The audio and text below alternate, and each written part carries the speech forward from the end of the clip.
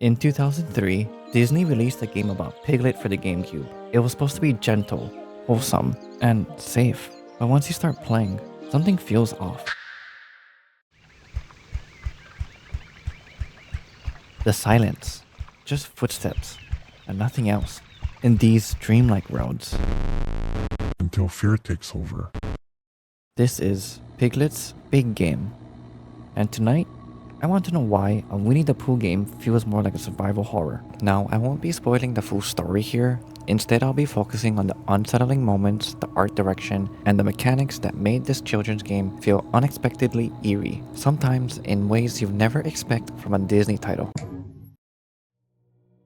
Before I went any further, I wanted to understand how a game like this even gets made. Piglet's Big Game was developed in 2003 by a French studio called Doki Denki, a team mostly known for making gentle Disney games, the kind of projects meant to calm children, not frighten them. But buried in the development notes, the director describes the intentions of the game, and I'll let the words speak for themselves. The goal is not to frighten them, but to make them feel uneasy, to give them just the right amount of chills so they don't feel entirely at ease as they progress through the game. But that wasn't the only way it was described as. In another development notes, it was stated that it was gonna be a cartoon Resident Evil, but for children. Suddenly, the pieces clicked. This wasn't an accident. This game was designed to feel off, and explains why there's no fighting here, no weapons needed. Instead, everything revolves around one mechanic, facing your fears. Christopher Robin even tells you early on in the game, "You know what, Piglet? You need to face your fears." and from that moment on, you realize this isn't a game about power. It's a game about vulnerability. When you first enter the game, you're dropped into a peaceful forest. The sun is warm, birds are chirping, and even a cuckoo bird calls in the distance.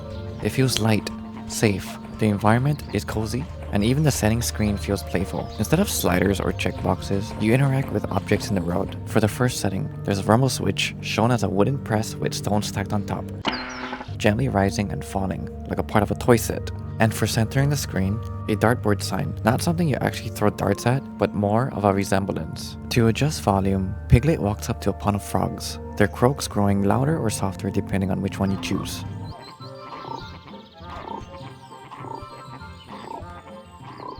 For changing the type of sound, for the sounds to be stereo or mono, Piglet winds up a gramophone. A playful little touch. The whole environment paints a picture on where everything is peaceful. All of these small details add such a gentle touch to the game, one that makes the world feel playful, alive, and inviting, like the game is telling you, don't worry, you're safe here. But that illusion doesn't last long, because the moment you step into the first dream, the tone shifts. Pooh's dream begins softly. He's hungry, and you're helping him find honey, a simple, wholesome favor. Now let's find Rabbit. I'm sure he knows where to find some honey. The road looks poohed from a child's imagination. Oversized candy canes, giant sweets, and playful colors. But something feels off. You'll notice that everything will be bigger than you. The furniture, the food, and even the enemies you'll face. It's a constant reminder of how small and powerless you really are. In the beginning of the level, at first, it's silly and it seems harmless. But then when you melt the cotton candy,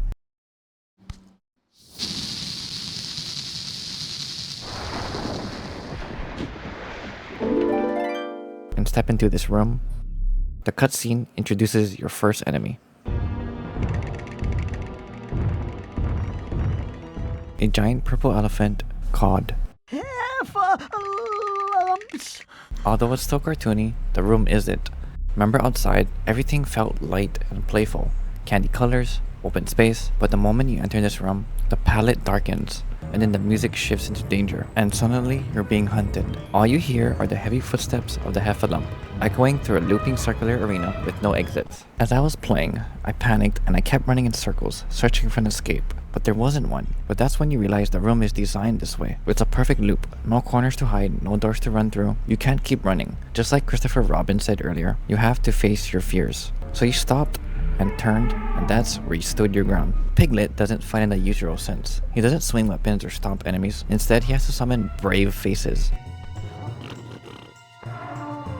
Little bursts of courage that scare off the creatures haunting him. After the threat vanished instantly, there's an instant relief.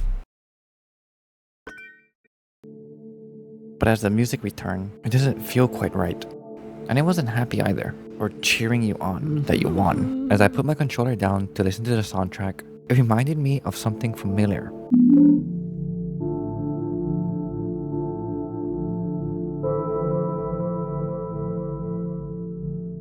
And the fact that a children's game can echo one of the most iconic horror soundscapes ever, that's unsettling in itself. Most games reward you with a triumphant theme, a moment to breathe, but here, victory only brought more unease. And that feeling followed me in the next room, where instead of silence, something else was waiting. The colors had shifted, muted blues and shadows replacing the warm pastels from before. Decorations hung in the room, but they felt hollow, like a birthday party where no one else showed up. There were no enemies here, no puzzles, no danger, just emptiness.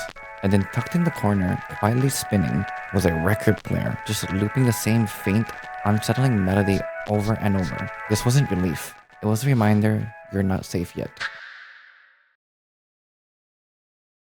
The next dream I want to focus on is Rue's. On the surface, Rue's dream is harmless. It begins peacefully inside his home. His mother greets you and a soft, cozy melody plays in the background. Why, hello, Piglet, dear. Hello, Mrs. Kanga. You haven't seen my little Roo, have you?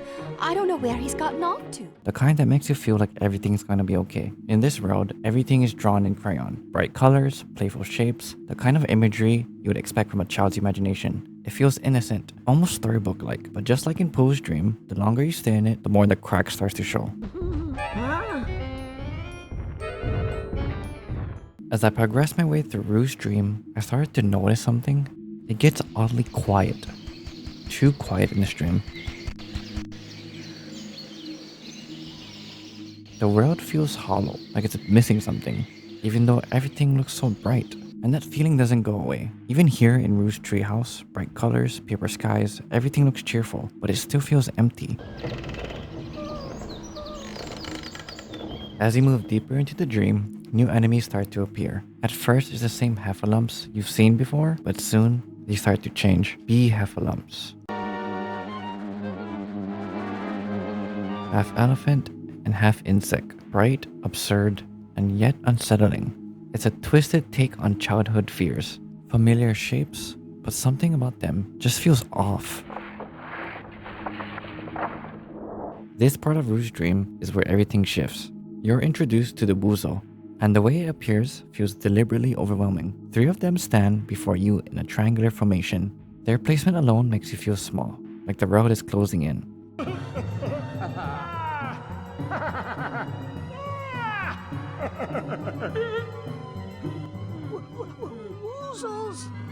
When you're facing the Wuzo, notice the environment. The room feels cramped and claustrophobic. Its walls covered in rough crayon scribbles. Distorted drawings of the Wuzos themselves, staring back at you. And the music?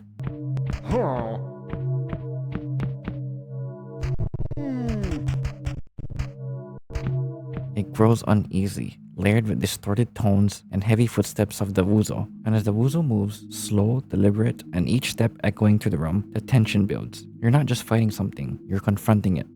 I actually sat my controller down for a moment, not out of fear, because of how deliberate that moment was. And the music, it keeps playing, even after you defeated them.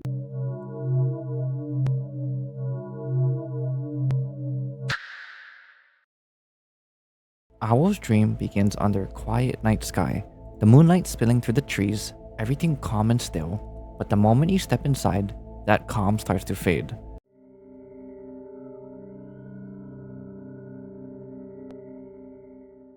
The camera moves in ways you don't expect for a game like this, tracking Piglet as it gently pans to the side, almost like it's breathing within the scene. In the foreground, a large desk lit by a soft green lamp with an open book and a feather quill left behind. On the midground, Piglet walks mid-frame, who is tiny compared to the towering books in the background. I love how intentional the artist behind this game made this. It's such a beautifully composed shot, all working together to remind you how small you really are, in which the creators were able to use perspective as a tool to help build tension. As you reach the end of the hallway, the camera finally reveals him, Pooh, standing behind wooden bars. This scene reminds me of Silent Hill's 2 gel scene between James and Maria. 2 figures divided not by space, but something heavier. They're close, but unreachable, like a memory you can almost touch. Moments like this show how much the game relies on camera work to communicate fear and emotion. Just like the classics it takes after, games like Silent Hill 2 and Resident Evil use fixed cameras for the same reason. It's a technique seen before. For example, in Silent Hill 1, there's a tight alleyways in the beginning of the game before you are transcended into the Silent Hill Road, or the narrow halls of Resident Evil. The camera itself becomes part of the fear. Artists use camera angles not just visually, but psychologically to control what you see, what you don't, and how long you're forced to sit there in that discomfort. In the next room, you're thrown into a maze of massive towering bookshelves. The camera tracks you from above, never revealing the full space, and you only see the woozles when you step into frame, while you only hear their footsteps and the sounds they make.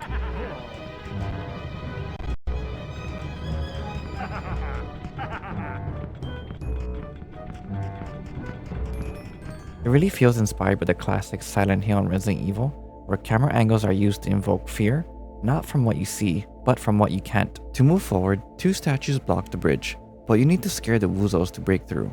But notice the statues though. One looks like it's shoving the other toward the edge. It's strangely a dark image for a children's dream. Crossing the bridge leads to one of the most striking scenes in Owl's dream, a floating chessboard suspended above a green abyss. The camera pulls wide, showing just how small you are against the endless void of books below. The board glows faintly, bathed in green light that feels almost sickly, unnatural. And then listen to the environment. The sound of clocks begins to tick, like you're running out of time. Another moment where the game trades tension for time, turning something as simple as a puzzle into a reminder of how fragile everything feels here.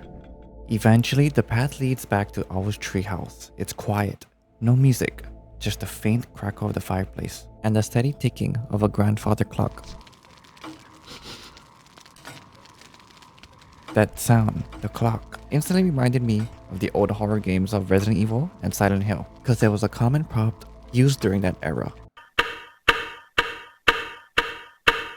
A small rhythmic detail that gives the illusion of calm, but somehow makes the silence heavier. As you enter the heart of Owl's library, you realize just how massive it really is, along with an endless abyss below. You push an eraser to clear the puzzle of this room, and only then does the camera pull back, revealing how high you are. A library without end. At the very end, you're asked to light 4 candles, their glow barely cutting through the vastness of the library. It's peaceful but isolating. After lighting the candles, a bridge forms, guiding Piglet toward the final stretch of the dream. He runs across, nearly stumbling, as if even the dream itself is testing his courage one last time. At the end waits Owl's book, and with it, end of this nightmare. Eeyore's dream opens with a perfect tone for Halloween, a dark forest filled with lifeless trees and glowing jack-o'-lanterns watching from a distance. It feels quiet, but uneasy. The path eventually leads underground to a massive castle. At the entrance, the only light comes from candles and the moonlight seeping through the windows, giving the room a cold glow. It feels frozen in time. The camera sits low to the ground, angled up toward towering suits of armor. You can feel the weight of a place, a kingdom that's long forgotten. Inside, the dining room feels straight out of Resident Evil. Black and white tones dominate everything, not a trace of color left. The road has lost its life, and your goal is to bring it back. It's just kinda gray in here is all. I'll find all the colors of your dream for you. That's very kind of you. As you explore more in the castle, you come across this room, walls lined with portraits and old paintings, as if they've been hanging here for far too long. It's a gallery of forgotten memories. There's a display case filled with stone figures of familiar characters from the game, frozen mid-pose, like memories preserved in glass. The lighting is dimmed, almost gray, as if time itself has stopped there. Then comes a puzzle, pushing statues into place to unlock the next room. A clear inspiration from Resident Evil's design roots. There was one moment in this dream where it stood out. A circular chamber where piano plays on its own. Sheet music is scattered on the piano, and as you slowly approach the piano, the same haunting melody loops.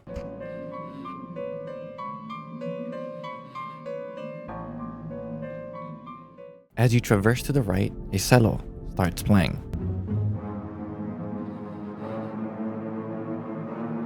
An eerie duet between something seen and unseen.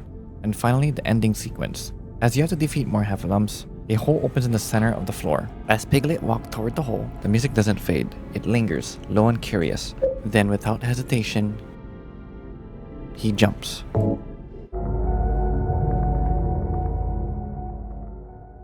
Piglet's big game was never meant to be horror, but through its quiet roads, its shifting tone, and the way fear becomes a mechanic instead of a monster, it ends up feeling like one. A survival horror disguised as a bedtime story. And maybe that's why it sticks with you, because even the most comforting roads can hide something uneasy underneath. Thank you for watching, and happy Halloween.